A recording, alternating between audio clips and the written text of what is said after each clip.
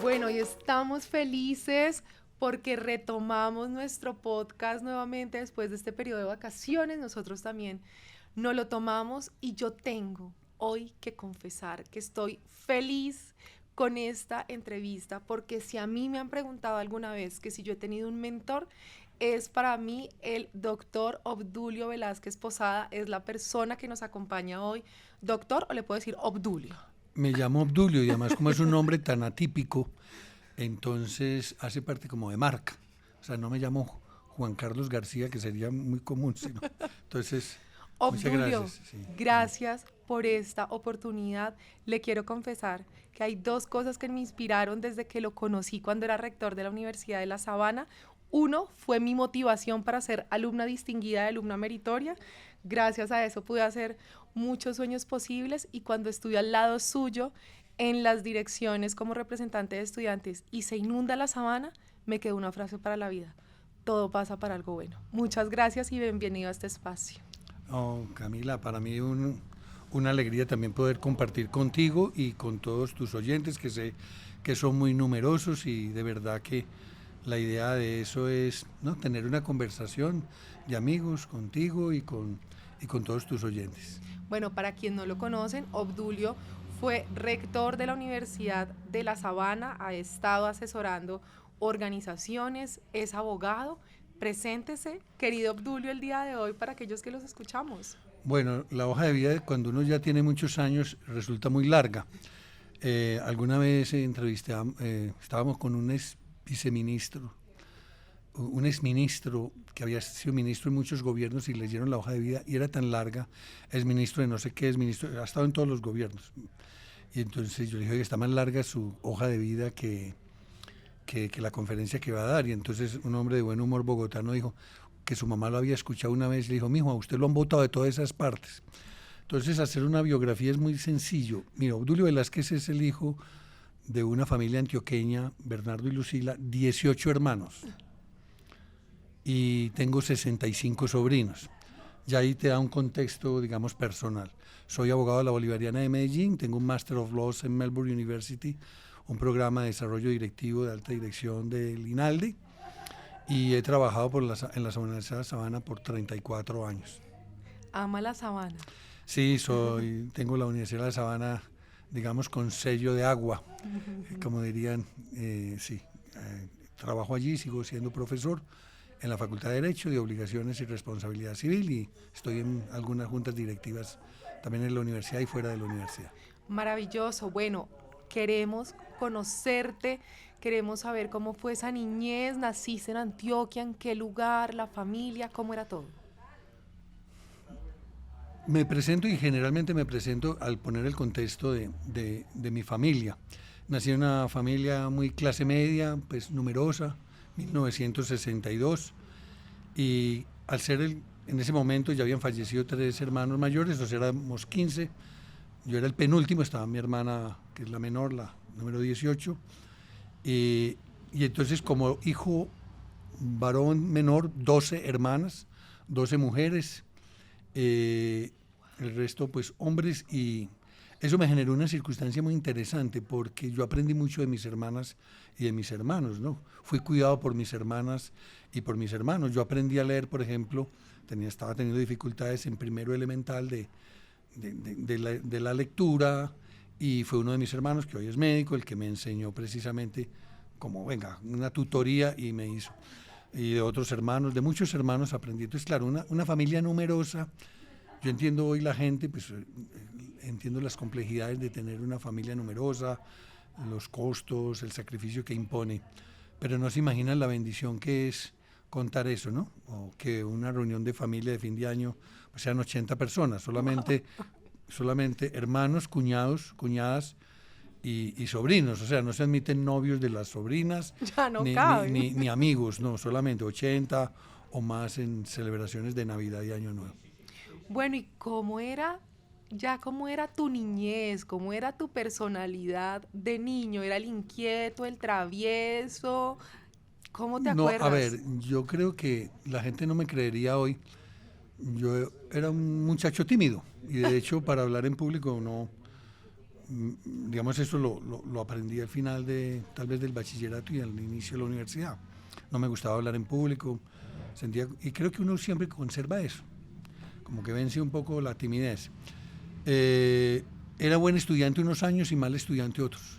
En los años difíciles me iba muy bien y en los fáciles no me iba tan bien. Normal, jugaba con buenos amigos. Hoy llamarían eso condiciones de liderazgo, pero realmente pues sí, era muy amigo de mis amigos y participaba en los juegos y en las cosas. Y normal, digamos, un muchacho de barrio. En esa época se jugaba en los barrios, se jugaba fútbol en la calle. Había que avisar que venía el bus o que venía el carro para quitar el balón de la calle. Y si llegaba la policía que no te dejaba, había que tirar el balón al entejado para que te decomisaran el balón. Una vida pues muy normal. O a veces mi papá tenía una finca y íbamos a las fincas en vacaciones, entonces me tocó eso. Mi papá, un hombre muy trabajador, como se pueden imaginar, pues para criar y levantar 15 hijos, y mi mamá pues en el hogar todo el tiempo, también infatigable. Entonces también la laboriosidad, el espíritu de trabajo se aprendió ahí en ese hogar, y la solidaridad con mis hermanos. ¿Y qué deporte practicabas? ¿Mencionaste el fútbol? En esa época jugaba fútbol. Yo no soy deportista, tuve una lesión de menisco en el bachillerato, entonces digamos me retiré del ejercicio y del deporte, digamos, más sistemático. En ese sentido no logré como desarrollar eso, pues por esa dificultad que tuve de joven. Entonces, no, normal, lo que se jugaba, el fútbol, el básquetbol me gustaba después un poco más, y digamos jugué mucho más tiempo básquetbol. En deportes una época hice una cosa que a mí eso que llaman la autoestima, o que uno se supera a sí mismo, y era que era director de una residencia de estudiantes en los años 90, aquí en Bogotá, y uno de ellos era escalador en roca, y tenía todo el equipamiento.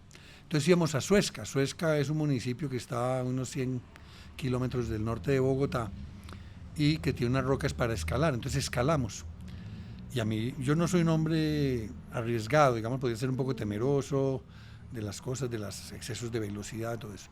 Y superar esos miedos. La primera vez que lo hicimos fue aquí en una cantera en la 127 arriba de la séptima, haciendo con el arnés, bajar por un precipicio y después escalar en roca, y escalar algunas que llaman techos, cosas, digamos, de ciertos grados de dificultad. Entonces me gustó el montañismo o la escalada en roca, y lo practiqué durante unos pocos años mientras estaba con el apoyo de ese amigo.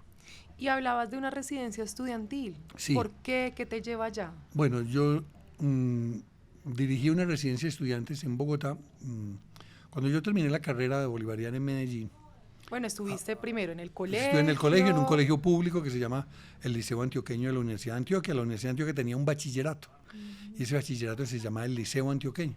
Era un colegio muy bueno, pero era un colegio público de alto nivel académico, muy competitivo para entrar, y nosotros nos sentíamos muy distintos a los demás colegios, pues porque teníamos como la cultura universitaria. Nuestros profesores eran profesores de la Universidad de Antioquia, o sea, mi profesor de historia era profesor de la Universidad de Antioquia, el profesor de física era el profesor de física en la Universidad de Antioquia. Entonces teníamos un nivel de exigencia muy alto, muy elevado, y un compañerismo. También no cosas tan buenas como esas convulsiones de protestas y de cosas que se dieron y que se dan a veces en ciertas universidades públicas también, pero también me dio como la oportunidad de conocer. ¿Y te uniste a alguna marcha o sentías? A ver, sí, obviamente uno de joven estaba participando en esas cosas, pero me permitió, perdona que lo diga así, y conocer el marxismo por mis profesores marxistas, que trataron de inocular, digamos, esa ideología. Yo nunca lo fui, pero conozco. Yo tenía compañeros que andaban armados, que llevaban bombas Molotov. Me tocó huir de la policía por los montes del Cerro El Volador para que no nos capturaran, o porque teníamos temores en ese tipo de cosas, porque se armaba la manifestación, las bombas Molotov. Vi muchas injusticias, jóvenes incendiando vehículos, incendiando personas inocentes que cruzaban la calle.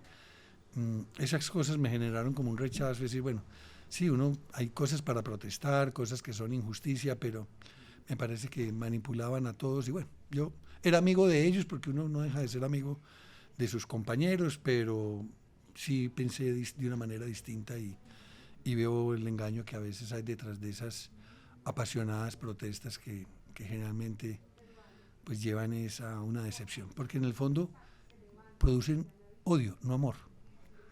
Uno cuando ve esas protestas, uno ve que la gente no tiene amor en su alma. Esa es una cosa tremenda. Y no termina bien. Termina en ser en el resentimiento y en que hay muchas cosas y muchas injusticias, sí, pero eso no te debe llevar al resentimiento. Y entonces sales del colegio y ¿qué carrera querías estudiar? Yo quería estudiar Derecho y me presenté a la Bolivariana de Medellín. Allí ¿Tenías sí. claro? Abogado. Tenía muy claro abogado. Bueno, dudé entre Derecho y Ingeniería Mecánica. Con muchos ejemplos de mi familia, uno de mis hermanos es ingeniero mecánico. Entonces me gustaba mucho la física en cuanto que la física es la expresión matemática de la naturaleza. Y de hecho ahora, ya que terminé la rectoría hace casi 3 años, pues me he puesto a estudiar algunas cosas de astronomía, porque siempre me ha fascinado cómo calcular la distancia de la Tierra a la Luna, con simples aspectos matemáticos, o la altura de un edificio, si tú tienes la sombra, pues si tú mides 1,78 y la sombra del edificio, y entonces haces una regla de 3, haces una operación sencilla. Entonces me gustaba mucho eso, pero después vi que tampoco es que sea tan bueno para la matemática, no es que sea malo, pero realmente otro hermano que es abogado, pues también le oí mucho de sus historias de oficina y sin duda tengo claro que quería ser abogado y que soy abogado. Si no hubiera sido abogado, me hubiera gustado ser abogado. Y cuando empieza a estudiar la carrera, ¿qué le empieza a llamar más la atención del derecho? Una carrera retadora. Ahí tuve un quiebre importante. Como te digo, en el bachillerato era a veces muy buen estudiante, a veces regular. No, era un estudiante promedio. Mi papá no quería como que estudiara yo Derecho. En ese momento mi hermano tenía como algunas dificultades económicas en su firma de abogados, entonces él decía, oiga, busque tenía una expresión muy paisa, esa carrerita para odiarla yo. Algo que dé mejor. O sea, entonces, sí, entonces ¿por qué no estudié ingeniería o medicina como otros hermanos, etcétera? Y yo le dije, no, yo quiero estudiar Derecho. Le va mal al que no es buen abogado.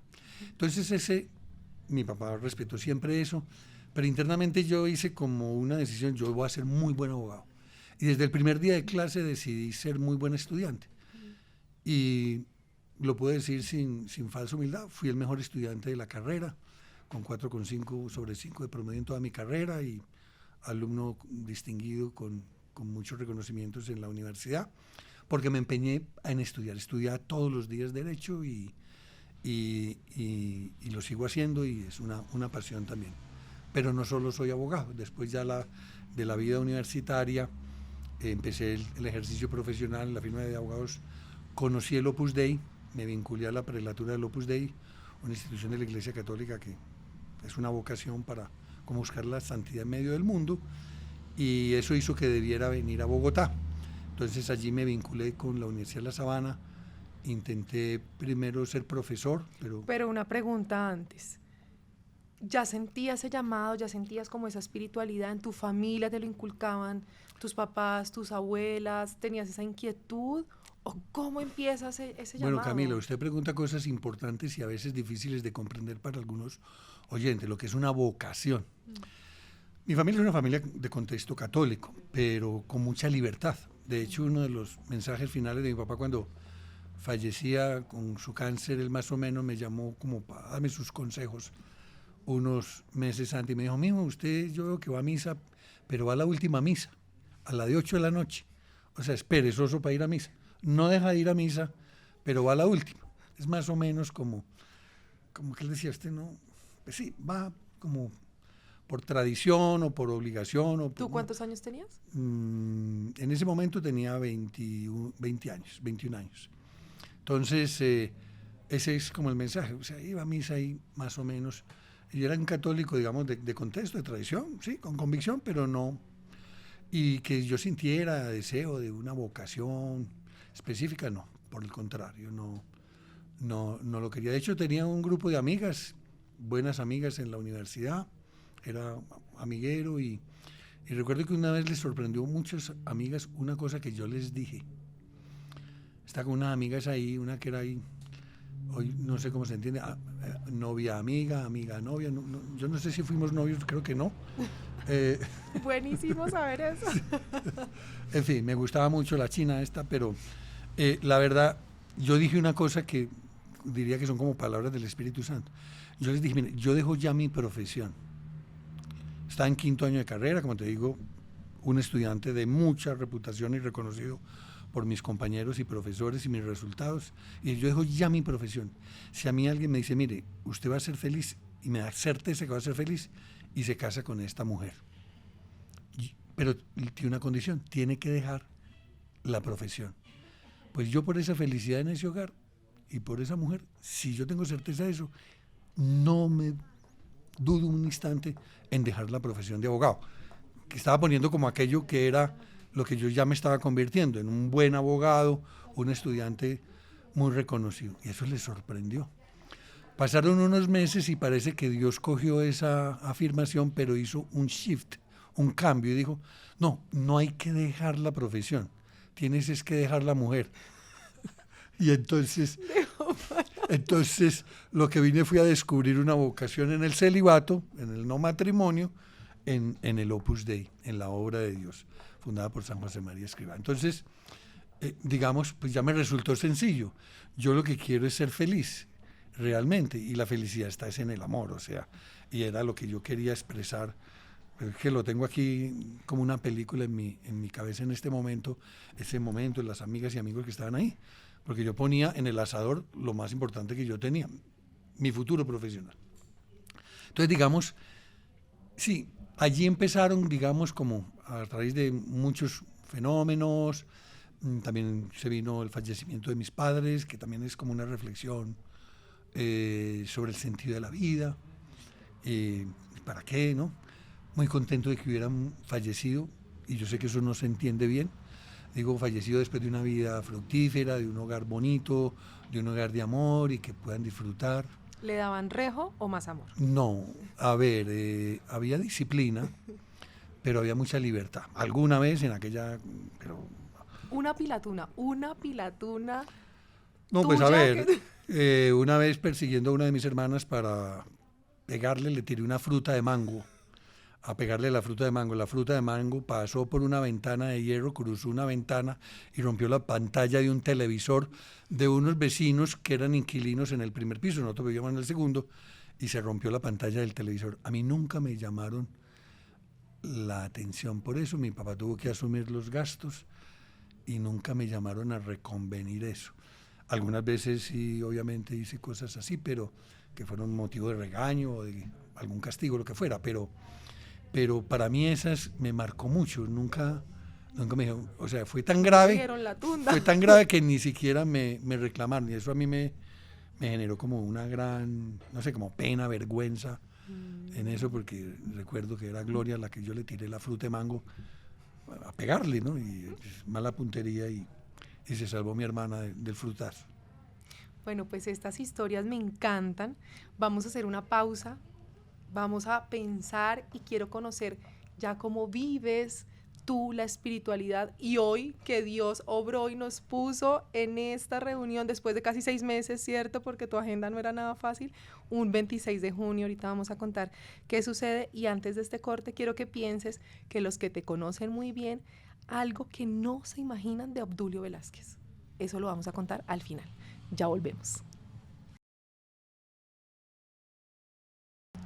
Bueno, volvemos después de este descanso y ahora sí quiero conocer a profundidad cómo fue ese camino ya de vocación, de decidir ser un numerario y pues para los que no sabemos o no conocemos cuál es la diferencia entre un numerario, supernumerario, el Opus Dei, por qué hoy la fecha es tan importante. Estaba terminando la carrera, 5º año de carrera, en la universidad había algunos compañeros que eran de la obra, del Opus Dei, alguno que fue monitor mío, de hecho alguna vez me había invitado por ahí a salir en bicicleta, Gustavo Posada se llama, pero la verdad a mí no me simpatizaba mucho la gente del Opus Dei. Y mis amigas y amigos me decían, no, mira, ya, no, o sea, como... Sí, tenía como una resistencia, digamos, natural por desconocimiento. Recuerdo que una vez invité a unas amigas y a unos amigos a comernos un helado y les dije, no entremos a clase. Clase de títulos valores, y los invité a Mimos, se llama eso, ahí en la Avenida de la Playa. Y en esas pasó un amigo, sorprendido, porque nosotros nunca faltábamos a clase, éramos muy buenos estudiantes, pero a mí me gustaba darme ese gustico a final del año, del semestre, ya con las materias ganadas, porque la gente falta a clase cuando no tiene que faltar a clase. Entonces, oye, ¿qué están haciendo acá? No, pues estamos tomándonos un helado y tal, no sé qué. Me dice, Obdulio, te invito a un grupo de amigos de estudio. Todo lo que fuera a estudiar a mí me gusta. Era un grupo de estudio de estudiantes de la Medellín, de la Bolivariana y otras universidades, en la casa de este amigo. Yo rápidamente me di cuenta que ese grupo de estudio era promovido por algunos del Opus Dei. Yo no tenía como mucho interés, pero tampoco. De hecho, uno de mis hermanos se había vinculado al Opus Dei como supernumerario, yo lo admiro mucho a él, y un hombre de muy buen criterio, entonces también, digamos, pues no tenía más prejuicios en ese sentido. ¿Qué prejuicio tenías en ese momento?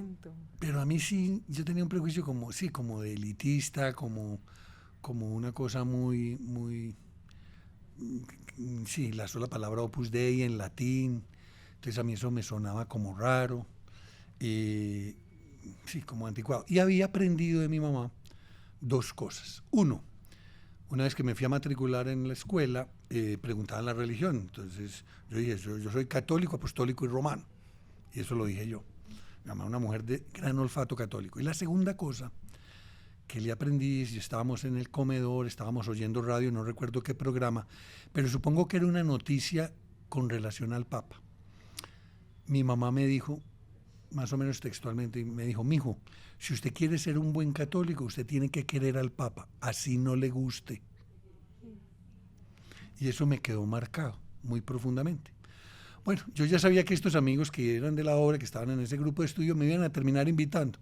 Entonces me pasaba de que yo tenía curiosidad y tenía ganas de ir, pero tampoco me iba a regalar. O sea, como decir, oiga, yo quiero ir.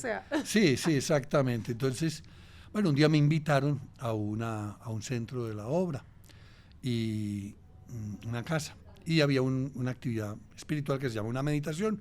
Un sacerdote hace una predicación sobre eso, y era la fiesta de San Pedro y San Pablo, que se celebraba en ese puente en un mes de julio. Era un sábado, entonces la predicación fue sobre el Papa. Era un sacerdote que es abogado, colegial del Rosario, de aquí de Bogotá, un hombre con una gran formación intelectual, pero a mí me impactó mucho eso, porque claro, yo sabía que yo era católico, entonces yo no necesitaba más. Si tú tienes, eso es como la plata cuando tiene nombre, el oro del Brasil, eso es falso, la plata de no sé qué, esa es plata falsa. Cuando al oro o la plata le ponen apellido, generalmente es falso. Entonces yo no necesito ni obra de Dios, ni Opus Dei, ni movimiento tal, ni grupo tal, porque yo soy católico y ya, no necesito más. En esa meditación hablaron del Papa y de la fidelidad al Papa, y eso inmediatamente hizo clic con ese punto del pasado. O sea, la vocación son una serie de elementos, de datos que a lo largo de la vida de uno tienen conexión y se conectan, y ahí hizo conexión. Porque aprendí que el Opus Dei me iba a enseñar a ser un buen católico. Yo no lo era tan bueno. Ya mencioné que mi papá me reprochó con cariño de que yo pues iba a misa los domingos y eso. A la última. Y no más. Es más, a la última. Y recuerdo una vez una compañera que era muy poco practicante, muy amiga, iba a ir a mi casa a estudiar un domingo. Entonces yo ese día excepcionalmente fui muy temprano, a las 7 de la mañana o 6 de la mañana a misa. Y toda mi familia pasó, saludaba, no sé qué, y nos vamos para misa y tal, para misa.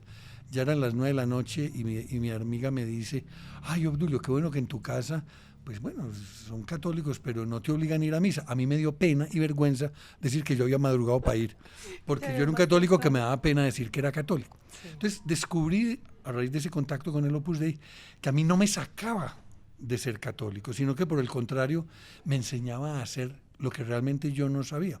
Yo no tenía una buena formación profunda teológica, doctrinal religiosa. Yo no tenía una formación de piedad, o sea, de espiritualidad, porque hay gente que es católica, digamos, ideológica, pero no práctica, no la lleva a la vida ordinaria. Y tercero, el mensaje. Claro, yo no quería ni ser cura, ni monje, no, a mí me gusta la vida ordinaria, me gusta la vida laboral, yo quiero ser abogado, o sea, yo no me imagino en un convento, unas cosas de ese estilo. Sacerdote tampoco, o sea, entonces la espiritualidad del Opus Dei me decía, no, es que uno puede ser un buen católico, o debe ser un buen católico, es en la vida ordinaria. Llegar a la santidad, palabra muy fuerte, ser santo en la vida ordinaria, eso es ser perfectos como vuestro Padre Celestial es perfecto, lo dice San Marcos en el capítulo 5, o sea, eso es lo que llama Jesús, es decir, vivir la vida cristiana en la vida ordinaria. Y el Opus Dei es como los primeros cristianos, o sea, allí están soldados, campesinos, comerciantes, dignatarios del gobierno, gentes de todas las ciudades, ¿no? Como dice en un famoso escrito de la antigüedad cristiana, la carta de Diogneto, en donde dice que los cristianos viven en las mismas ciudades que los romanos, van a las plazas a los mismos, comercian, no tienen una lengua propia. De lo único que se abstienen, él es una defensa del cristianismo, de los cristianos es de los sacrificios a los ídolos y de las idolatrías y de las orgías romanas. O sea, en esas cosas morales, en lo demás los cristianos no se distinguen. El Opus Dei es eso en nuestro tiempo, es que los cristianos seamos católicos en medio del mundo de la vida ordinaria. Me apasiona el derecho, me apasiona la vida profesional, las juntas directivas, el trabajo, pues entonces ahí debes encontrar a Dios. Perdónenme alargo con esta anécdota. Yuri Gagarin es el primer astronauta que va a la Luna, en esa guerra espacial entre rusos y americanos. Y él es pues representante de un estado oficialmente ateo. Cuando regresa a la Tierra, pues la prensa mundial obviamente lo entrevista y él hace una afirmación: yo fui al cielo, había estado en el espacio y no vi a Dios. Entonces Neil Armstrong, creyente, cristiano, de hecho llevaron la Eucaristía a la Luna. Ahora que se celebró un aniversario importante de la Luna, ese aspecto no se menciona, pero llevaron la Eucaristía a la Luna. Bueno, Yuri Gagarin, un hombre creyente, cuando regresó le contestó, es como ese que dice, claro, un hombre que no veía a Dios aquí en la tierra, tampoco lo veía allá. A Neil Armstrong le respondía a Yuri Gagarin, es decir, es esa guerra ideológica, etcétera, tal. Y él también decía, miren, es que si uno no ve a Dios en la vida ordinaria, en, los que tienen los hijos, el cónyuge, el tráfico, no, o sea, el señor que se me atravesó ahora en la moto, el señor que no quería... el partido de Millos y Nacional. El partido de Millonarios y Nacional, ¿no? O sea, ¿no? Pues todas esas cosas, si uno no encuentra a Dios ahí, es muy difícil que lo encuentre en la iglesia. Ese es el mensaje del Opus Dei. Entonces, claro, eso me fascinó, me deslumbró. Y a mí me gusta aprender, conocer. Entonces, claro, también me van a formar en filosofía, en teología. Entonces he estudiado filosofía, teología, y poder conocer un poco más esas cosas. ¿Y estudiaste teología? Sí, claro. Entonces los numerarios del Opus Dei estudiamos filosofía y teología, y eso pues permite también hacer nuestro apostolado, que es dar esa buena catequesis, ayudarle a nuestros amigos y compañeros en difundir un mensaje católico. El Opus Dei no tiene una postura católica distinta a la de Pedro, Pablo, y todos los papas, y Francisco, y Ratzinger, y en fin, Juan Pablo II. ¿Has conocido algún papa?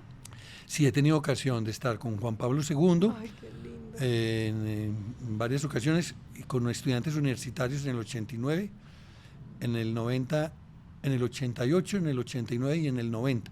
Dirigí unos trabajos que se llama el UNIF, que es un congreso universitario en Roma, y de hecho una vez yo canto muy mal, pero un grupo de colombianos cantaba, y entonces yo era el director del grupo, entonces ahí estuve con la guacharaca. Hicimos el ridículo, pero ahí estuvimos en el Cortile de San Dámaso. ¿Quiénes de ustedes oyentes le han cantado a un papa en el Cortile de San Dámaso? Bueno, pues Obdulio Velázquez lo hice, y allí tuve oportunidad de saludarlo. Me regaló un rosario, estrechar esa mano gigantesca, grande y rosada. Ahí se da uno cuenta que los latinoamericanos que nos dicen disque blanco, no, o sea, eso sí es raza blanca, caucásica, blanco. así, rosado realmente. Estuve con él en eso y el Papa Francisco también, ahí en Roma alguna ocasión. Ya Y siendo papá, sí. Francisco. siendo Papa, sí. Qué belleza el mensaje que él transmite. Es un poco revolucionario, ¿no? No, es cristiano y es católico. A ver, yo creo que Es amor. a ver, yo creo que a veces cuando se ponen de izquierdas y derechas en la iglesia es para dividir.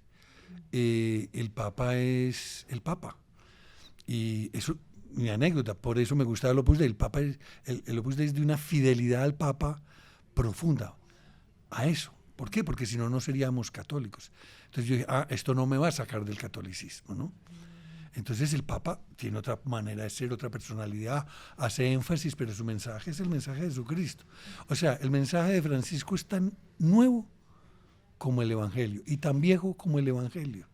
Entonces, revolucionario, no, lo revolucionario es el mensaje de Cristo, no es de Francisco, es igualito al de Ratzinger y al de Pedro y al de Pablo.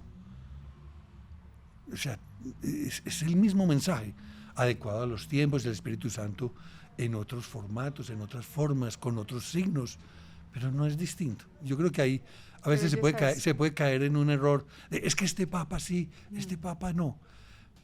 Recuerdo cuando estaban eligiendo a Francisco, la prensa me llamó, estaba de rector de la Universidad de La Sabana, que mire, que por favor, que pase, no, yo quiero ver aquí la fiumata bianca, yo quiero ver, no sé qué, pero bueno, entonces pensé, bueno, pasemos para ayudarle a ese periodista. Entonces, bueno, es que están de candidatos el cardenal Bergoglio y el señor cardenal no sé qué.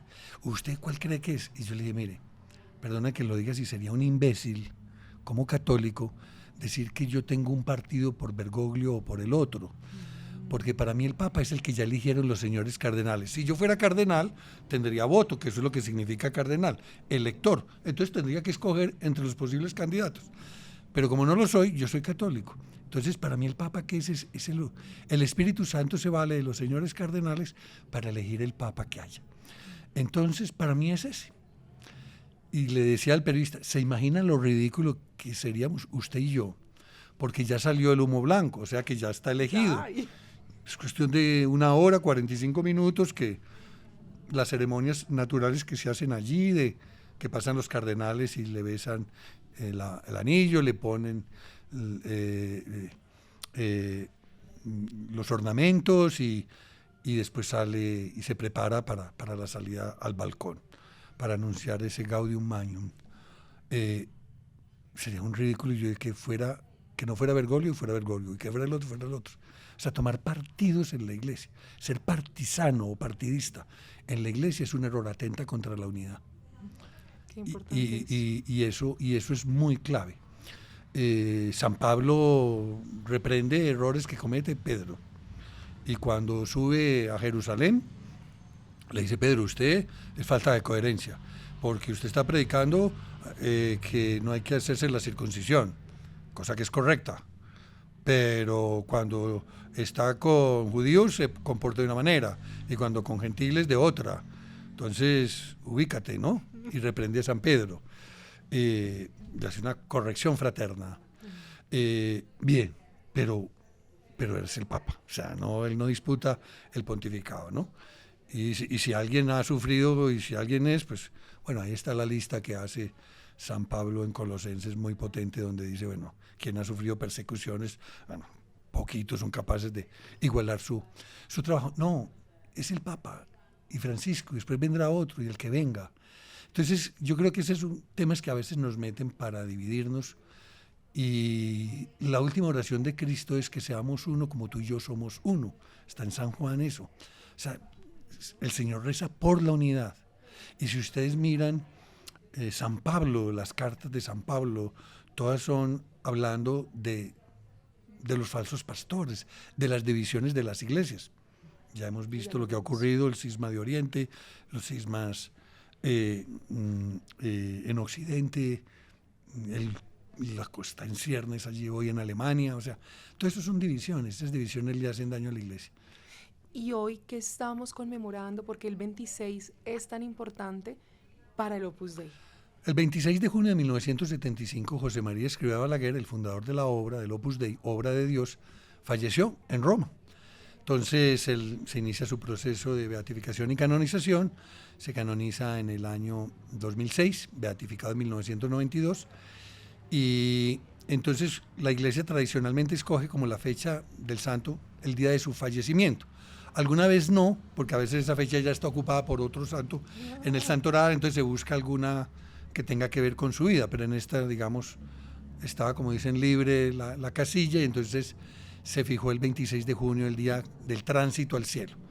La santidad es un proceso judicial complejo, donde intervienen los hombres e interviene Dios. Se hace una investigación muy profunda de las virtudes heroicas del santo. Virtudes heroicas, no se mira si vivió bien la fe, la esperanza y la caridad y las virtudes cardinales, si las vivió muy bien, sino si las vivió en grado excelso, sino si las vivió en grado heroico. Y se decretan las virtudes heroicas. Decretar las virtudes heroicas, entonces dicen, este es un hombre venerable, pero yo no estoy seguro si es santo. Entonces el derecho canónico exige que el Dios señale con el dedo, es decir, que se haga un milagro, Dios lo hace a través del santo. Y eso es otro milagro, probar que un milagro lo hizo un santo y atribuirlo a un santo y no a la Virgen. Ese es otro proceso judicial muy complejo. Se entregaron más de 75,000 favores recibidos de conversiones, de cosas, pero esas no sirven. Que yo antes era y ahora ya soy, eso no sirve.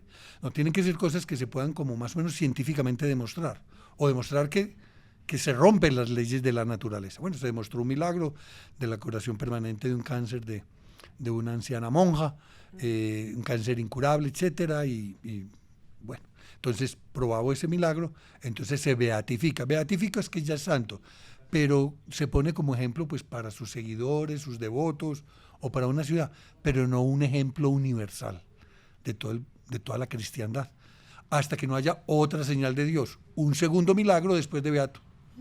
Ese segundo milagro ocurre el 26 de junio de 1975 en la Plaza de San Pedro, a un médico que tiene una deformación por los rayos X y quemaduras en sus manos, etcétera, y bueno, se cura. Se hace el proceso y ya es santo. Bueno, entonces, sí, hoy es una fiesta para la Iglesia, porque San José María no es un santo del Opus Dei o para el Opus Dei, sino que es un santo para la Iglesia, como le dijo Juan Pablo II a su sucesor, hoy beato Álvaro del Portillo.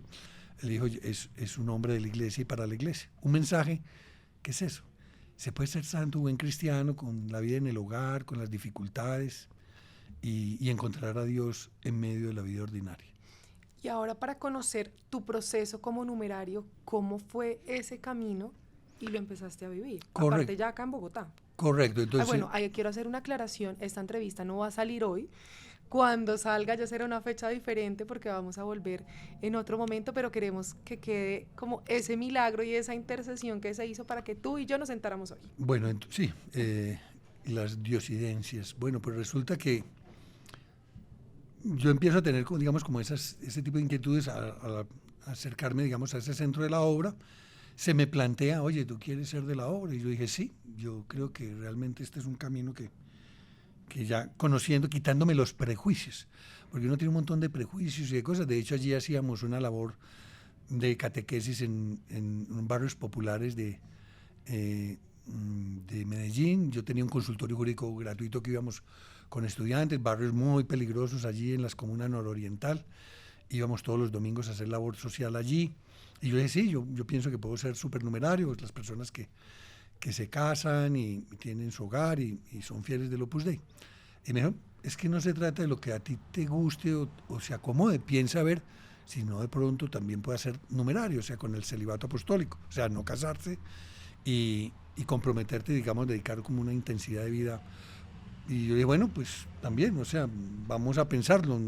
De entrada no me suena mucho, porque pues obviamente es muy natural pensar en constituir un hogar y todo eso, pero bueno, tú haces oración, llevas eso a la meditación y bueno, pues un 18 de agosto de 1986 pues decido pedir la admisión, porque vi claramente que finalmente pues era un camino que era lo que Dios realmente me estaba pidiendo. Llevo 36 años en ese camino y nunca he dudado que ese sea mi camino, de manera que no está exento de que, en fin, que uno tiene que luchar siempre, como la gente casada tiene que luchar por la fidelidad en su matrimonio, etcétera, pues sí, todo. O sea, no hay vida sin lucha, ¿no? Pero tampoco es una cosa que uno diga, es exagerado, por el contrario.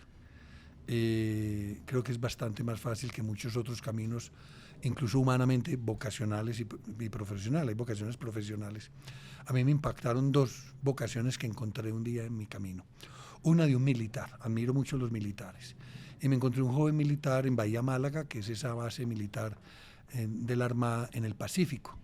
Y veía un hombre de Bogotá, marino, allá ilusionado, en medio de la nada, que se mete en un año o 8 meses en el buque Gloria por la patria, por la defensa de los mares. Y como le digo, tengo muchos amigos militares y los admiro y los respeto y los quiero mucho. Pero me ha impresionado una vocación de abandonar tantas cosas allá con su esposa en una base donde llueve todos los días y de aquí para allá. Bueno, dice, oiga, es sacrificado por un concepto tan bonito como es la patria, noble y alto, pero bueno, por Dios. O sea, ya cuando una cosa es por Dios y para Dios, pues realmente es inconmensurable, dirían los financieros, la tasa interna de retorno, el 100 por 1.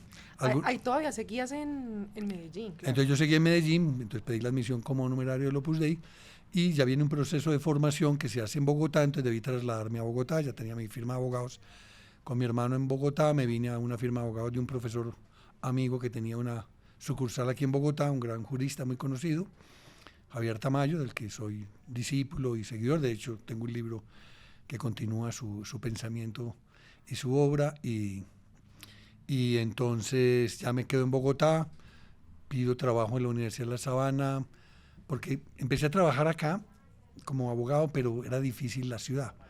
No fue fácil. Bogotá es una ciudad dura, y claro, yo tenía mis amigos, conocía a los juzgados, en fin, había hecho raíces y aquí había que empezar de nuevo. Entonces dije, bueno, voy a dejar lo del litigio un tiempo, la de la firma de abogados, y me gusta la vida, también algo de la universidad como una posibilidad. Entonces me ofrecieron ser asistente de Octavio Arizmendi Posada, el primer rector de la universidad, es ministro, a quien admiraba mucho, pues porque es un antioqueño muy, muy reconocido, había sido gobernador, senador, pudo haber sido presidente de Colombia porque era de la línea pastranista y era muy amigo de esa casa política y estaba en ese ambiente, pero bueno, se retiró él para hacer el proceso de ser el primer rector de la universidad e impulsar la transformación de la Universidad de La Sabana. Entonces fui asistente de él y la vida de la universidad hace una metamorfosis y me cambió. Entonces ya me volví un universitario, me abrió horizontes profesionales muy distintos y sigo siendo abogado, profesor, estudioso del derecho, hago asesorías jurídicas, pero descubrí un camino que es el camino de la dirección. Soy directivo. Al principio pensé que no lo era, había rechazado hasta un puesto por allí en el INALDE, la Escuela de Negocios de la Universidad, porque no me sentía seguro de ser un directivo, pero empecé a trabajar con él como asistente. Él se retiró ya después de 10 años, entonces me nombraron ya en el Consejo Superior, en un cargo de una junta, y ahí empecé mi carrera directiva, decano de la Facultad de Derecho, secretario general, vicerrector y 15 años rector, y ahora sigo en juntas directivas. Entonces descubrí que además del derecho estaba la vida directiva, la vida profesional, y convivir en el Opus Dei con mucha gente de muchas profesiones me permite ver muchas cosas. La mirada del comunicador, la mirada del ingeniero, la mirada del administrador, del contador. Son personalidades y eso es muy interesante.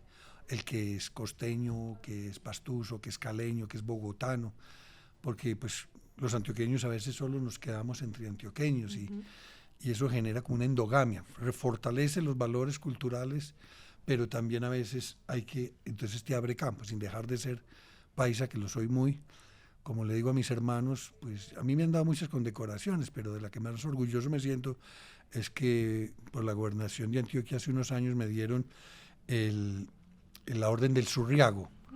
La Orden del Surriago es una orden a antioqueños ilustres, que se le da un surriago, que es una especie de bastón hecho con palo de guayaba, que sirve para arriar el ganado. Eso es un símbolo de los arrieros antioqueños con el carriel de nutria. Yo, como ya lo mencioné, soy hijo de mi padre antioqueño, campesino, de finca, finquero. Entonces, un carril de nutria y un surriago, pues eso es más antioqueño que eso, muy difícil. No hay. No hay.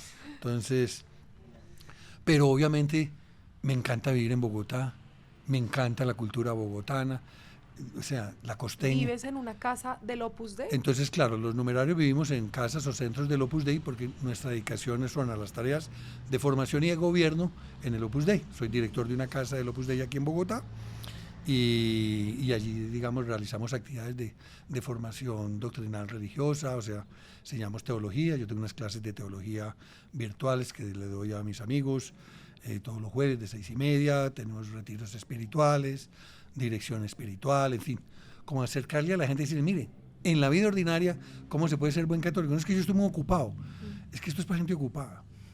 O sea, porque es que porque se puede en un aeropuerto rezar un rosario, porque mi universidad está, bueno, ahora el tráfico se ha puesto un poco más complicado, pero muchos años fue a un rosario de distancia. Sí. Ahora está como a rosario y medio, rosarios, dependiendo la hora y el tráfico, pero se puede rezar un rosario en el vehículo, se puede, en fin, hacer oración en una habitación, en un camino, en una capilla, obviamente, en un oratorio. Obdulio, ¿qué le dejó en su corazón ser rector de La Sabana por tanto tiempo? Me permitió estar en un puesto de privilegio para, creo que poder ayudar y servir mucho a mucha gente. Y eso me satisface porque me gusta servir. De hecho, pues, al tomar esa decisión de comprometerme en mi vocación en el Opus Dei, como una vez me preguntó un periodista hace muchos años, y perdón la referencia personal, él lo hacía como con cierto tono como de crítica, pero usted es del Opus Dei, y le dije, sí, hasta los tuétanos. Sí. Y entonces, ¿qué me ha dejado? Primero, una mirada más global del país, porque uno conoce el país, conoce, la Universidad de Sabana tiene todos los estratos sociales, 50% estratos 1, 2 y 3. Yo vengo también de esos estratos, de manera que pues, me es connatural, pero poder ayudar a ese tipo de personas, poder ayudar a la región y al área de influencia, entender el contexto de país, las dificultades que hay, y decir, yo me puedo quejar o ser parte de la solución. Solucionar todo no, pero sí dirigir y trabajar en equipo con mucha gente, aprender de mucha gente. De verdad, porque estar en juntas directivas todos los días, todo el día prácticamente, pasar de una junta a otra, con gente muy inteligente, con gente muy capaz, con opiniones muy diversas, si uno tiene la suficiente sencillez e inteligencia para ver qué es lo que está diciendo el otro y por qué lo está diciendo. Porque muchas veces, si uno tiene cierta elocuencia, como creo que la tengo ya, el peligro es que uno crea que lo que uno piensa, uno dice es lo que hay que hacer. En cambio, cuando uno entonces encontrar al otro, ver al otro, ¿qué es lo que hay? El estudiante que participa, que dice. Alguna vez un rector europeo me dijo, mira, los estudiantes generalmente tienen la razón, aunque no hay que dársela siempre. No hay que decirles mucho. No hay que dársela siempre. Pero claro, hablar con un estudiante y decir, mira, esto está fallando y tal. Y yo, sí, mira, eso está fallando. Y uno, para sí. tomar nota de verdad que sí. O que la empleada del hogar. Tengo que hacer una pregunta. Cuando se inunda la Universidad de La Sabana, ¿usted qué sintió? ¿Usted en ese momento, o sea, apenas sucede, cómo sacó esa fuerza? Porque usted fue un ejemplo para que todos nos levantáramos y decidiéramos ir a estudiar y saber que nunca se paró, y casi que fue una visión de lo que se venía con la pandemia. Camila, usted está hablando de una cosa que ocurrió en el año 2011. Probablemente muchos de sus oyentes no saben de qué está hablando. Usted lo habla porque lo habla desde su experiencia. En el año 2011, el fenómeno de la Niña, que son las lluvias intensas, había ocurrido 4 veces en 5 años y 3 veces consecutivas. O sea, estaba saturada de agua todos los campos y el río Bogotá. No se le había hecho una buena limpieza y dragado hacía muchos años. Entonces se había inundado el 93% de los municipios de Colombia, sufrió afectación del fenómeno de la Niña, para que nos ubiquemos. Entonces la sabana del río rompe el dique, eso se llama el Jarillón, y se inunda el 25 de abril del año 2011, lunes de Pascua. Yo estaba, de hecho, organizando un curso de retiro en esa Semana Santa. Me llamó una famosa periodista egresada de La Sabana y me dijo, Obdulio, mira, todo está inundado este país, lo único que no se ha inundado es La Sabana, ¿por qué no hacemos un programa? De que la prevención sirve? Y yo le dije, mira, no hagamos como en el Titanic, que dice que ni Dios lo puede hundir. Wow. Mira, nosotros, pues eso es inundable, esos terrenos están más bajos que el río, tiene unas protecciones. Yo no tengo temor de que eso pase, pero tampoco soy ingenuo de que eso no pueda pasar. De manera que si quieres nos vemos en agosto, cuando se acabe esto, o en septiembre, pero yo no, imagínate, no, como ahora que el Titanic vuelve a tomar relevancia. Entonces, sí. bueno, llegó el lunes y voy a mis clases y allí termino mi clase y está inundada toda la zona, pero no la universidad, el tráfico está horrible. Cierro el campus y digo, mire, se cierra hasta el jueves. Cuando termino la entrevista hay un periodista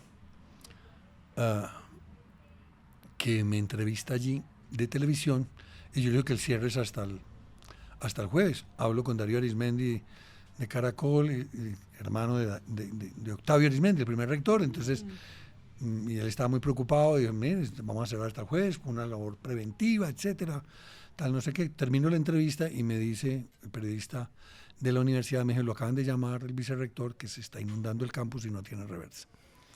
Entonces, pero yo no veía nada, pues bueno, entonces lo llamé y me dijo, mire, se rompió el dique, ya es cuestión de, ya no hay contención. Y efectivamente empezamos a ver el agua que empieza a subir. ¿Y tú estabas en la universidad? Yo estaba ahí en el campus, pues, atendiendo mis clases y ya había cerrado la universidad, la gente se había desalojado Sí, yo lo estaba viendo desde el noticiero. Desde las 8 hasta las 9. A las 9:02, que es el último email que me entra, es en el momento en que ¡pac!, se desconectan las redes sociales. Llamé al periodista porque se estaba montando a su vehículo y dije, mire, cambia la nota. Esta nota para mediodía es cierre indefinido. Él tomó la nota, etcétera, y se inundó el 100% del campus. Bueno, tuvimos que hacer una operación muy compleja, con gran solidaridad del país en eso, y bueno, se restablecieron las cosas, se tomaron medidas de protección con holandeses, franceses, y se hizo pues una obra de infraestructura. Pero ahí, entonces en tomar esas decisiones, ¿cómo dice a quién llamo, qué hago? No, entonces, pues honestamente, Camila, en ese momento la adrenalina no permite que uno valore realmente lo que está pasando. O sea, yo no entro, pues, yo le aprendí a San José María una frase que él decía cuando las cosas no salen bien: todo es para bien. Eso es Romanos 8:28. Todo es para bien para los que aman a Dios. Es realmente la cita textual. Y él lo resumía en latín: omnia in bonum, todo es para bien. Entonces, bueno, pues esto, pues, a ver, esto es una empresa sobrenatural, no solamente humana. Esto no es de poder humano, sino vamos a ver qué quiere Dios de esto. Esa es un poco como la cosa que había aprendido del Opus Dei. Y de hecho esa noche hago una comunicación oficial que se publica en las redes. Ahí está en YouTube, si la quieren ver, Inundación Obdulio Velázquez. Y entonces con el equipo trabajamos y ponemos esa frase: todo es para bien, omnia in bonum. Lo ponemos así en latín, así lo aprendimos de San José María. Me impresionó mucho que esa frase consoló a mucha gente de la universidad, pero muchas personas. Recuerdo un amigo me dijo que ese día tenía muchos problemas profesionales, estaba con su esposa en su apartamento y estaban allí ante la tragedia, vieron la cosa y les llenó, para ellos, para su problema, o sea, como un consuelo sobrenatural. Sí, tú tienes muchos problemas, pero resulta que toma tu cruz de cada día y sígueme. O sea, ahí hay un tema. Alguna vez un amigo me contaba un montón de problemas y se me ocurrió decirle una cosa que años después él me dijo: oye, me gustó y me sirvió mucho eso. Entonces a mí también. Cuando uno da un consejo, a veces al que mejor le sirve es al que lo da. Y entonces yo le dije: bienvenido al cristianismo. O sea, es que pues el cantar el aleluya es muy bonito, ¿no? Pero pero primero a veces hay que ir al Calvario para después estar en el Tabor. Entonces, sin ningún día sin alegría, pero ningún día sin cruz. Entonces, eso era una jaculatoria de San José María. Esa es la vida ordinaria. La vida ordinaria está entretejida entre un montón de dificultades. Entonces, uno tiene que aprender a vivir eso, o sea, a vivir la paciencia, la mortificación de esas cosas pasivas, o en fin, la templanza, la sobriedad en esas cosas, de manera que el cristianismo está lleno de eso, y si no, uno sufre más. Entonces, bueno, pues ya veremos qué es lo que Dios quiere de esto. Opus Dei se llama no por soberbia, sino que se llama obra de Dios. La Universidad de Sabana es una obra corporativa del Opus Dei. Bueno, pues, si hay que cerrarla, pues se cierra. O sea, el Opus Dei no es la Universidad de La Sabana, o sea, es un instrumento, pero eso es como si a un carpintero se le rompe un serrucho, pues consigue otro, busca otro, o deja de ser carpintero, pero no deja de ser un artesano. Lo mismo. Que veremos. Y de ahí salieron muchas cosas buenas. La universidad resurgió de esas aguas. Dijiste, no hay que traer expertos. Entonces se traen los expertos, trabajamos, le pusimos cariño, la comunidad universitaria muy unida, y a los 3 meses estábamos regresando al campus el 25 de julio de ese mismo año, y la universidad salió fortalecida, sin duda, de esa experiencia. Quedamos marcados con agua, te decía ahora, un sello de agua, el sello de agua. Entonces tú que eres de esa generación, pues es un aprendizaje para la propia vida. Y bueno, ya cuando uno lo mira retrospectivamente, eso es como cuando cruza un precipicio y dice, uy, menos mal yo no miré hacia abajo, porque los abismos o las posibilidades eran muchas. A uno iba ahí con el equipo y bueno, pues atendiendo cada día. Y luego la pandemia, y ahí lo veíamos usted al frente. Pues fíjate que la pandemia, esa experiencia nos sirvió, y es que nosotros cerramos la universidad esperando que el gobierno tomara la decisión. Ese domingo estuvimos conectados en una reunión, el Consejo Superior, que trabajábamos esos temas. Entonces, claro, apenas el gobierno a las 5:15, entonces el presidente Duque dijo, bueno, se cierran las universidades, tal. A las 5:20 subimos nosotros nuestro comunicado, y a las 7 de la mañana se dieron las clases remotas, porque nosotros ya veníamos preparados de la inundación. Desde el 2011 habíamos hecho toda una transformación digital y estábamos en capacidad de atender eso, y el 90% de las clases se dieron el lunes y ya el 100% el miércoles. ¿Nunca se paró? Nunca se paró, porque ya habíamos hecho, la universidad no se detiene, decíamos, en la inundación, y eso pues ya es eso, ya una realidad. Aprendimos de la experiencia, y la pandemia, pues digamos, se sorteó con mucho éxito, y de hecho los resultados académicos de los estudiantes de la pandemia, pues el 3er puesto de mejor universidad en Saber Pro, y eso pues digamos es producto de ese esfuerzo y desempeño que hizo la universidad. Bueno, Obdulio, vamos a hacer nuestro receso para que vayas pensando eso que nadie se imagina de ti, y para conocer tu actualidad, tú hoy en día en qué estás. Ya volvemos. Bueno, volvemos porque cada vez está más interesante todo lo que nos cuentas, y ahora también importante saber tú hoy, en qué estás hoy, qué está haciendo Obdulio, dónde podemos también seguirte, tus libros para conocer y poder también compartir toda esa experiencia que has construido. Como lo mencionamos, terminé la rectoría después de 15 años, ya va a ser 3 años precisamente, ahora en diciembre, y entonces estoy en juntas directivas en la universidad misma, en el Consejo Fundacional de la Universidad, en la Junta Directiva de la Escuela de Negocios INALDE, la Business School.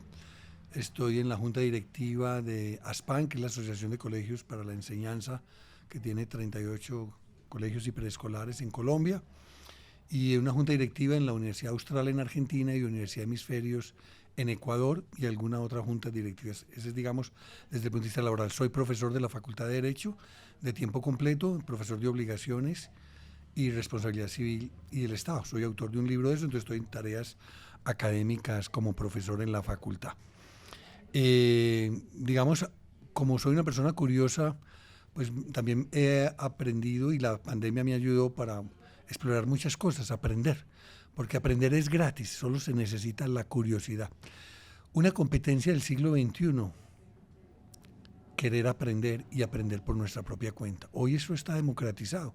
Antiguamente había que ir a una biblioteca o comprar un libro, ¿no? Hoy todo, o sea, el 90% de la información relevante en el mundo es accesible, la otro 10% es paga, pero el 90% es gratis, de manera que si uno quiere uno puede aprender. Entonces me he dedicado también pues a estudiar mis hobbies. Uno de ellos es la astronomía. Siempre me ha impactado mucho, también por ese tema, digamos, de tipo religioso. Siempre tú sabes cuál es la primera revelación, la revelación natural y la revelación sobrenatural. La sobrenatural son tres fuentes para los católicos: la Sagrada Escritura, Antiguo y Nuevo Testamento, la tradición de la Iglesia y el magisterio. Eso es bien importante porque eso nos diferencia de los protestantes, que son la sola escritura, solo la palabra, como dicen, solo la palabra, no solo la Sagrada Escritura. ¿Por qué? Porque si tú recuerdas, los evangelios y la Sagrada Escritura se escriben después. O sea, Cristo no escribió nada. La Sagrada Escritura se empieza a hacer después. Recoge por escrito la tradición. Y como dice el capítulo final de San Juan, si se escribiera todo lo que Jesús hizo y enseñó, no cabrían en el mundo los libros que recogieran esas enseñanzas. Una hipérbole, una exageración, pero diciendo, esto apenas recoge lo sintético.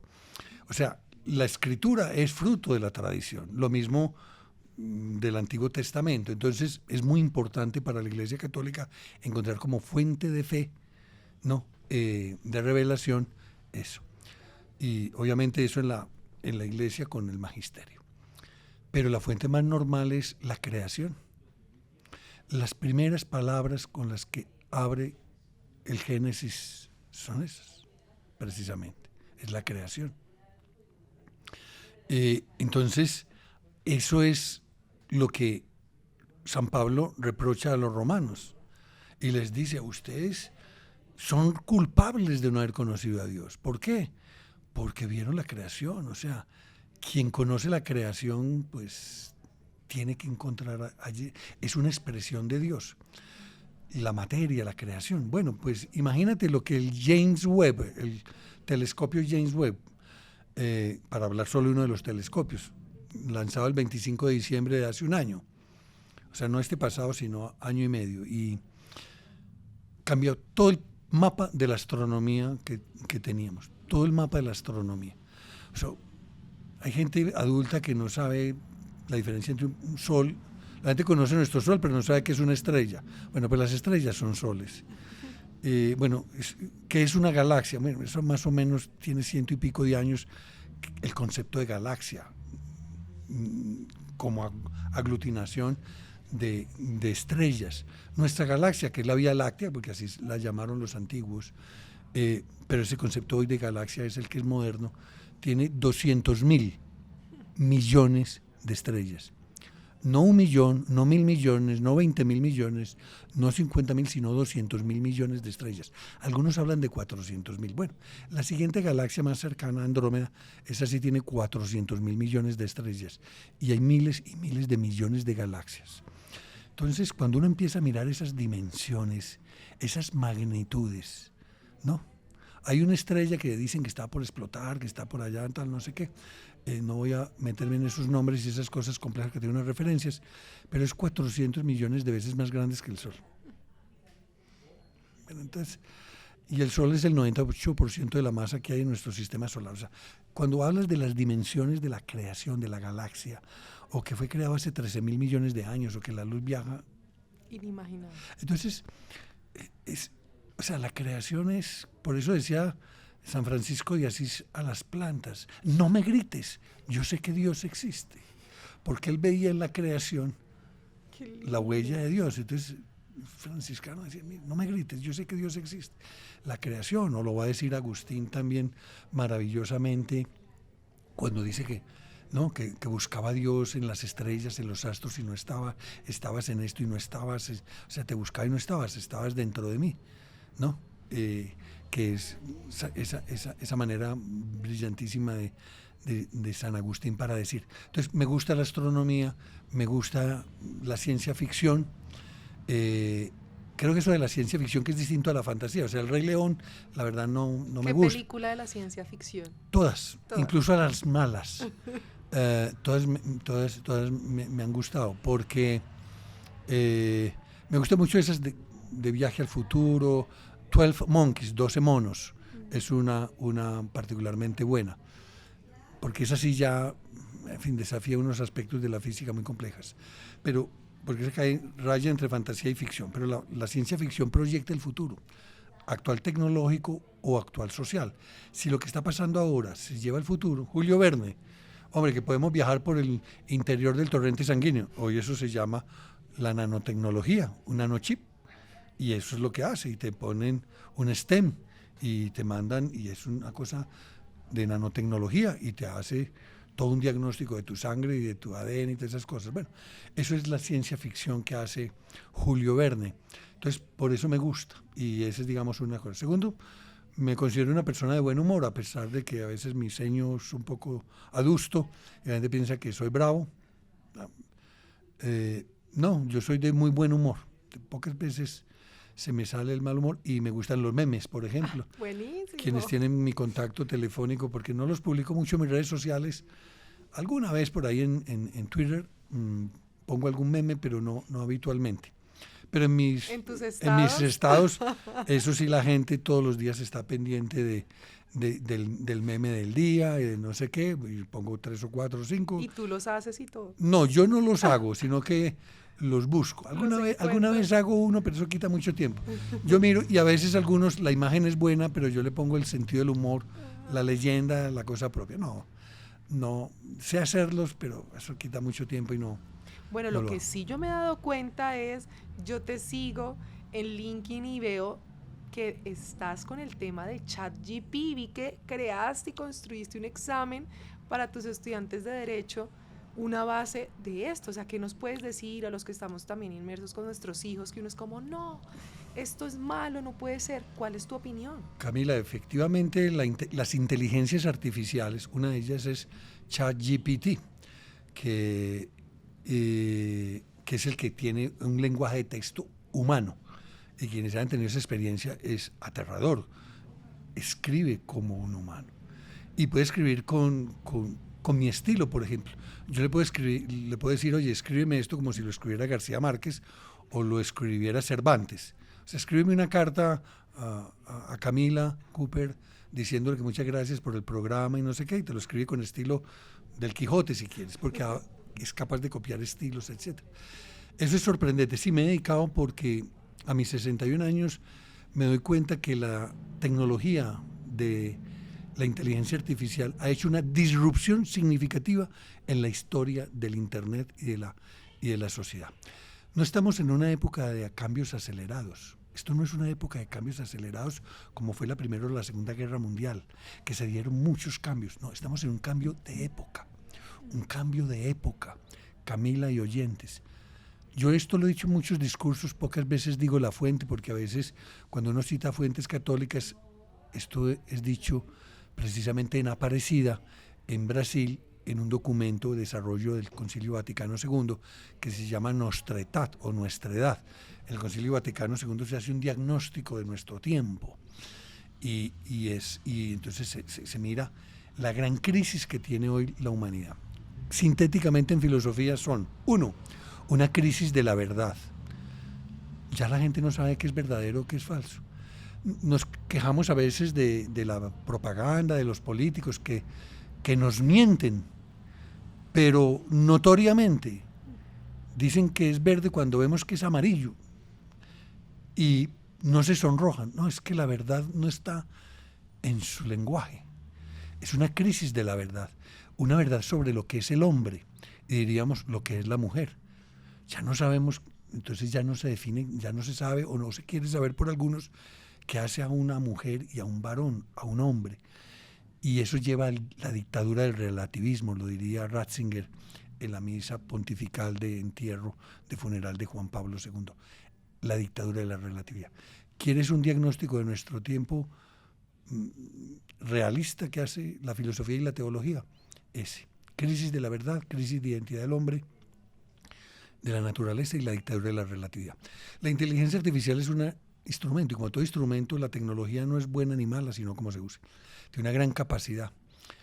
Y a mí me admira y me gusta. Y yo en mis clases las he usado, la hago obligatoria, mis exámenes los he preparado, conceptos profesionales que he hecho, me he auxiliado de la tecnología, conferencias que doy a veces me ayuda para mi estudio con la inteligencia artificial, el ChatGPT. Y entonces tomé una decisión profesional y he parado otros aprendizajes que estaba haciendo, de investigaciones jurídicas, etcétera, para aprender esto, porque esto no es una moda, esto va a transformar significativamente. Año 2022, 30 de noviembre del año pasado, ese día el mundo cambió. Abrieron ya ChatGPT, que ya existía, pero lo abrieron gratis y para todo el mundo accesible.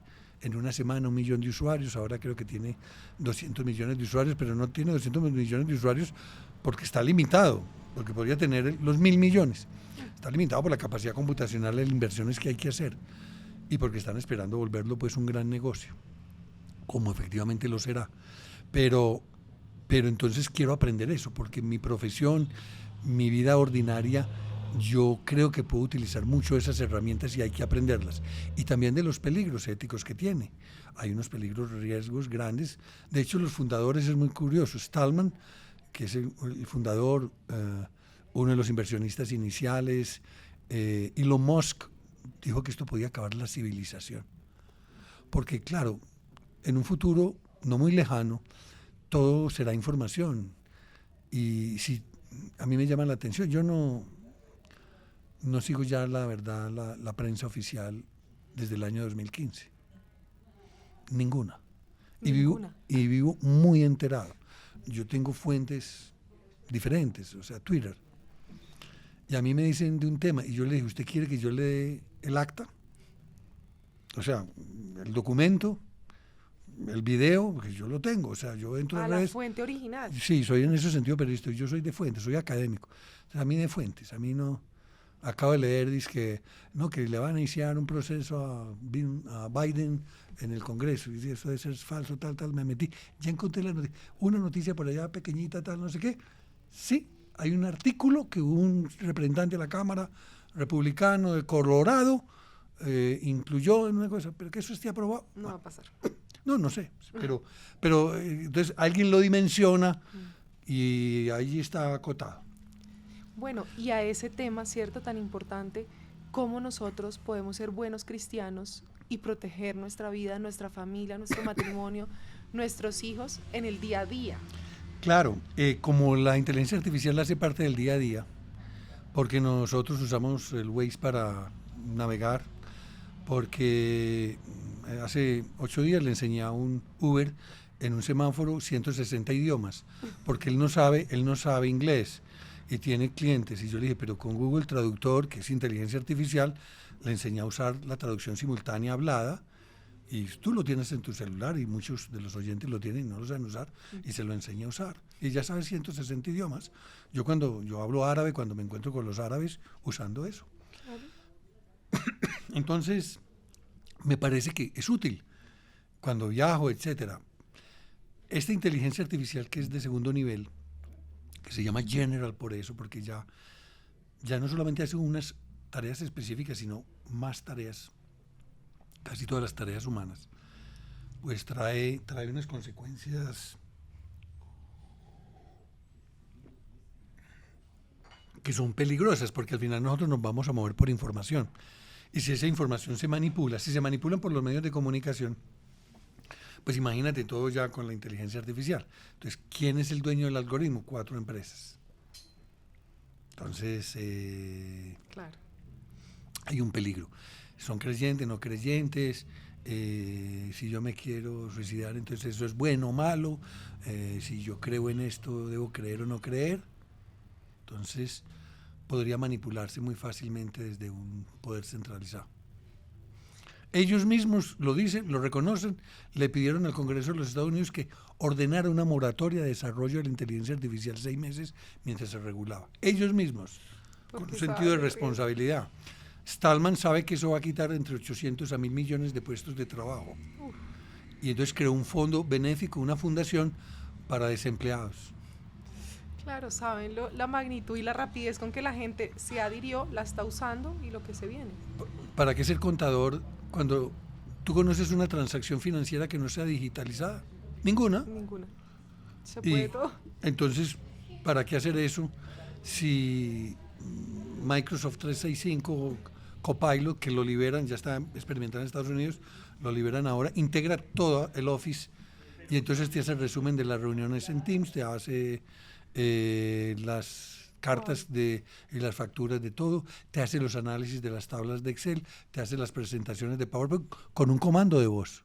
A usarlo, Entonces, para la fundación. Pero eso es esa empresa y las otras empresas. Cuando digo Microsoft, estoy hablando de Amazon, estoy hablando de Google. Todos ellos tienen sus inteligencias artificiales, está en la competencia para quién va a ser dominante en el mercado y otras que aparezcan. Entonces, creo que tenemos que entender eso y como mi espiritualidad es la vida ordinaria y encontrar que el mundo no es malo, que el mundo es bueno, que es obra de Dios, pues yo tengo que encontrar el bien y hacer el bien también con la inteligencia artificial. Me ha servido mucho para estudiar la Sagrada Escritura. Ay, qué lindo, por favor, un tip. Yo estoy en ese momento curioso No, de estudiar la Biblia. Porque, por ejemplo, un amigo mío sacerdote que creo que estuvo en tu programa hizo entrevista con Jesús. Luis Miguel Bravo, amé ese libro. El padre Luis Miguel Bravo. Y entonces yo le decía, padre Luis Miguel, ¿usted cuánto se demoró haciendo las preguntas y sacando las preguntas? Yo lo hice en unos, digamos, 2 minutos, para poner un tiempo largo, y le dije, por favor, tú que conoces, hay que hacer las preguntas bien, los prompts. Oye, tú que conoces bien la Sagrada Escritura, por favor, vas a una Biblia católica, no la Reina Valeria, que es la que siempre cita, no, a una Biblia católica. Entonces, por favor, esta Biblia, me gusta mucho la Universidad de Navarra, esta Biblia tal, entonces, que es católica y muy buena, entonces es la que yo uso, entonces me usas esa. Oye, dime las preguntas en el Evangelio de San Juan, que hizo Jesús, pero por favor me pones la referencia, Juan 1.3 o Juan 3.5, tal, ¿no? Tienes que contrastarlas porque dice mentiras fácilmente. Ya ChatGPT te puede decir, por ejemplo, yo le pregunté que quién era Dios. Fue de las primeras preguntas que le hice. Y me dijo, pregunta compleja, Obdulio. Porque obviamente te tutea cuando, ¿no? A veces te tuteo, no, pues ya ChatGPT me tutea, ¿no? Y me parece muy bien. Ah, bueno, ya por ahí vamos bien. Entonces, me dice, Obdulio, es una pregunta difícil en el cristianismo, pues dice que hay un Padre, un Hijo y un Espíritu Santo. 3 facetas. Y yo le dije, no, no son 3 facetas, son 3 personas. Y me dijo, sí, disculpa, porque tiene mucha educación la respuesta de ChatGPT. Disculpa, son 3 personas, el Padre, el Hijo y el Espíritu Santo. Concilio de Nicea del 434 y el Concilio de Constantinopla del 480 y algo. Respondió así. Ah, perfecto, sí, efectivamente, el Concilio de Nicea, que es el que define muy bien el dogma de que Cristo es perfectus Deus, perfectus homo, perfecto hombre, perfecto Dios, y define muy bien eso, y la Trinidad, y entonces quedó el Espíritu Santo también allí, pero entonces se vio que en el de Constantinopla, por eso el credo que rezamos en la iglesia es el credo niceno-constantinopolitano. Porque hay 2 credos, el credo de los apóstoles, que es como el corto, y el credo de Nicea-Constantinopla, que es como más completo. El de los apóstoles es lo que enseñaron los apóstoles, se llama credo o el símbolo. ¿Y por qué se llama símbolo? En la antigüedad uno entregaba un símbolo, por ejemplo, uno entregaba un anillo, por ejemplo, o una moneda rota. Y entonces la mitad, ese era el símbolo de que habíamos hecho un pacto, un contrato. Entonces la prueba de la verdad de lo que yo digo es que yo tengo la mitad, o yo tengo el anillo, las arras, decimos hoy, quienes han comprado apartamento, arras, que es las arras. Las arras. Si yo te entrego mi anillo que tengo acá, pues, ¿y tu anillo qué significa? Es el anillo de la fidelidad en el Opus Dei. Entonces, eso significa el anillo. Entonces, si yo te entrego mi anillo, dice, Obdulio me dijo que me vendió la casa, ibas donde el juez romano, y decía, pues si usted tiene el anillo de él es porque es verdad. O sea, entonces no es la escritura pública que hoy usamos. Las arras eran la prueba del contrato. Bueno, ¿qué es lo que enseñaron los apóstoles? Eso es el credo. Y ahí está todo, la Trinidad, la divinidad de Cristo, la Virgen Inmaculada, la santidad de la Iglesia, la resurrección de los muertos y la vida de un mundo futuro. O sea, vamos a tener cuerpo. Mejor dicho, el cielo no es solamente la gente en el alma, sino y vamos a tener cuerpo, y va a haber un nuevo mundo, un nuevo... ¿Qué papel tiene Dios en la creación? Yo no sé, yo tengo especulaciones personales, por eso me gusta la astronomía, porque yo creo que si yo hubiera sido Dios, solo hubiera hecho el sistema solar. Es suficientemente grande. Y si quieres, una sola galaxia, pero cientos de miles de galaxias, es más, y no las hizo, sino que como es dinámica, la creación es dinámica, no es estática. Entonces hay soles que nacen, mueren y nacen como la vida, ¿no? O sea, entonces es dinámica. Entonces es una creación en permanente transformación. Eso es entonces a lo que yo me dedico. La gente no sospecha que me gusta la astronomía, que me gusta la ciencia ficción y que me gustan los memes. Ya desde hoy, fan número 1 de los estados para alegrar el día y disfrutar, porque también eso es lo que necesitamos. Hay unos de buen humor y otros serios. Y desde la espiritualidad, desde que te levantas, ¿qué prácticas has adquirido para ser un mejor cristiano? Hay muchos caminos para encontrar a Dios y lo importante es que cada uno descubra su propio camino. Mi camino es el del Opus Dei, no de monje franciscano, ni tengo una hermana que es monja del Buen Pastor, ella tiene su propio camino. Tengo hermanos que han estado en el movimiento neocatecumenal y han estado allí. Entonces, cada uno tiene su propio camino y eso es lo importante, que cada uno... Hay dos momentos importantes, Camila, para un ser humano. El día en que nace y el día en que descubre para qué. Mark Twain. Entonces, cuando tú descubres para qué, que en el fondo es esa vocación, entonces mi espiritualidad lo puse, comprende lo que se llama un plan de vida. Yo me levanto y hago un ofrecimiento de obras, son 30 segundos, media hora de oración mental por la mañana y media hora de oración mental por la tarde, de meditación, Santa Misa todos los días, comunión, el Ángelus, el Santo Rosario, rezo unas oraciones, unas preces se llaman, unas oraciones del Opus Dei que son muy cortas, muy breves. Hago un retiro espiritual mensual, un curso de retiro anual y unas normas como tratar de santificar el trabajo, como tener presencia de Dios, considerar la filiación divina, ofrecer el trabajo. Una hora de estudio para un apóstol moderno es una hora de oración, decía San José María. Una hora de trabajo es una hora de oración. Camila y yo hemos estado aquí hora y larga y ustedes han estado hora y larga aquí. Entonces, no he podido rezar el rosario hoy porque estoy escuchando el programa. No, es que esto es oración también. Es que quien no ve a Dios en el espacio allá, Yuri Gagarin o Neil Armstrong, pues tampoco lo ve. Entonces, ver a Dios en la cosa ordinaria. Entonces tú puedes ofrecer esa hora de trabajo, ese trabajo que vas a hacer, cuidándolo. Tres maneras: santificar el trabajo, o sea, haciendo bien el trabajo; santificarse con el trabajo, o sea, esfuerzo, sacrificio, virtudes, estudiar, empeño y tal, ¿no? Y santificar a los demás con el trabajo, espíritu de servicio. Ese es el mensaje central del Opus Dei, obra de Dios.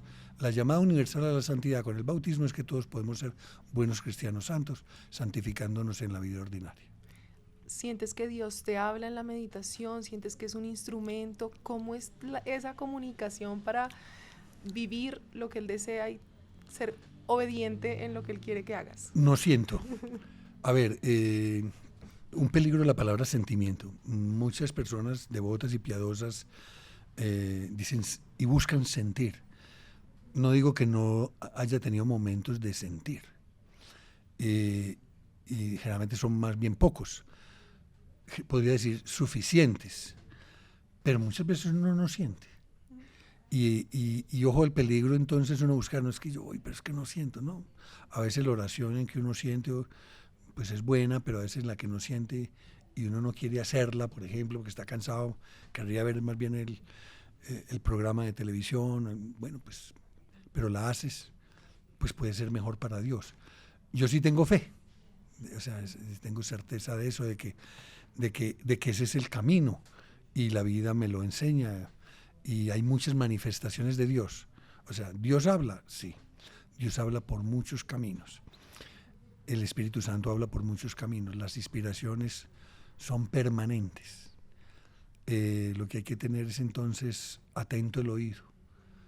Así como la tentación es también una insinuación, pues también hay una insinuación de del Espíritu Santo. Entonces, como estar atento a ver eso, qué es lo que quiere Dios, y pedirle que le ayude a uno a secundar eso.